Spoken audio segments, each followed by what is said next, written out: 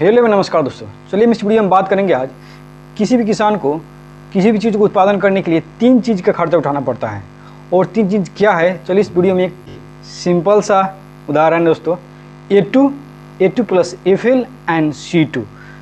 अभी आप करेंगे A2 C2 ये क्या है, हम तो समझ नहीं आ रहा है। तो चलिए इसके बारे में हम डिटेल से स्टेप बाय स्टेप समझने की कोशिश करते हैं। A2 एक ऐसा चीज़ है, किसी भी किसान को पहले खर्च करना पड़ता है seed, fertiliser, pesticide, fuel and irrigation में। और मान लीजिए उसके पास अगर ज़मीन नहीं है तो वो ज़मीन भी लोन में ही लेगा, सब्सिडी भी लेगा, उसके भी कुछ पैसा देना पड़ता है। तो ये आता है हमारे A2 में। अब पारी आता है स्टेप 2 का। बुझना बहुत साधारण है दोस्तों। A2 में बताएगा हो तो वो तो ऐड होगा ही होगा। अगर मान लीजिए आपके घर में अगर फैमिली है तो आप किसी भी अगर चीज़ को उत्पादन करने जाते हैं, अगर बोने से लेकर काटने तक, तो आपको फैमिली सपोर्ट भी मिलता है उस काम करने के लिए। अगर मान लीजिए वो अगर आदमी नहीं है घर में तो आप दूसरा व्यक्ति को ले आकर कुछ पैसा देकर उसको काम कराना पड़ेगा। तो ये भी कष्ट इसमें जोड़ा जाएगा।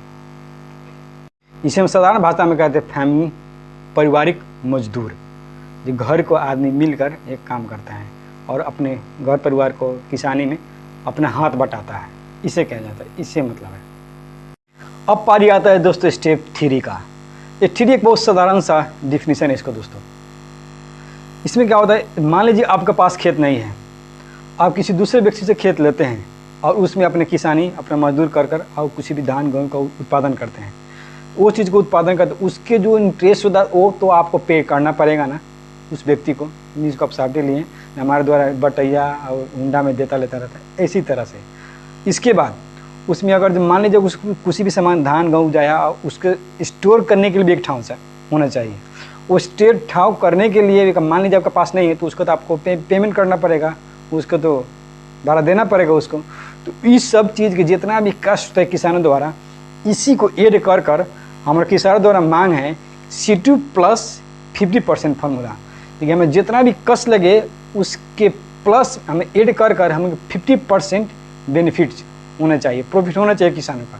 यही मांग है जो सरकार पूरा नहीं कर पा रही है। हमारा देश में बहुत ज़्यादा उत्पादन तो ऊखू का, और वहीं ऊखू आप बेचने जाएंगे तब सस्ता में बेचेंगे, और जब चीनी किने जाइएगा तो आपको महंगा मिलेगा। सबसे महंगाई चीनी हमारे ही देश में है। इसीलिए किसी चीज़ को आप उत्पादन करिए और मार्केट में जाइए किने, अब महंगा किन कर खाइए। ऐसा सिस्टम है हमारा। क्या आपने कभी सोचा ऐसा क्यों होता है? अगर सोचते हैं तो कमेंट करिएगा आप क्या सोचते हैं इसके बारे में। चलिए मान लेते हैं एक किसान है और वो किसान को 1 कुंटल आलू उत्पादन करने के लिए 2000 रुपया लग रहा है। तो उसके प्रॉफिट कितना होना चाहिए? C2 प्लस 50% फॉर्मूला के अनुसार उसके प्रॉफिट होना चाहिए, पूरे 1 कुंटल आलू का दाम होना चाहिए 3000 रुपया। जबकि ऐसे नहीं होता है। उसको मार्केट में जब बेच जाता है तो उसको जमा 2000 मिलता पैसा है। उसकी कहने का मतलब ये उसको जितना लगानी होता है उससे भी कम में अपना माल बेच पाता है।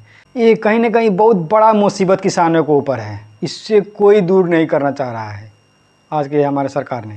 सबसे फ़ायदा उठाता है एक सब्जी मंडी वाले ने। इसमें एक दलाल होता है दोस्तों, इसी में एक दलाल होता है। उसी दलाल ने किसानों के द्वारा किया जाए मेहनत 6 महीना के आलू उत्पादन करने के लिए टाइम, उन्हें 1-2 घंटे में उन्हें अच्छा प्रॉफिट हो जाता है वो दलालों का। इसीलिए हमारे किसान ने मांग किया है कि हमारे सरकार ने एक ऐसा मिनिमम सपोर्ट प्राइस हम फिक्स करें ताकि उससे हम अपने सामान, हमारा आलू प्याज कम में बेच ना पाएँ। एकदम फिक्स प्राइस निकालना चाहिए, ताकि वो सरकार फिलहाल नहीं कर रहा है। इसी कारण के हमारे किसानों को इतना कष्ट उठाना पड़ रहा है और इतना संघर्ष करना। ये बहुत बड़ा कहीं ना कहीं दिक्कत है किसानों के ऊपर दोस्तों। Thank you. आपको क्या लगता है दोस्तों, हमारे किसानों द्वारा मांग किया गया या अच्छा है, ठीक है या कि नहीं है?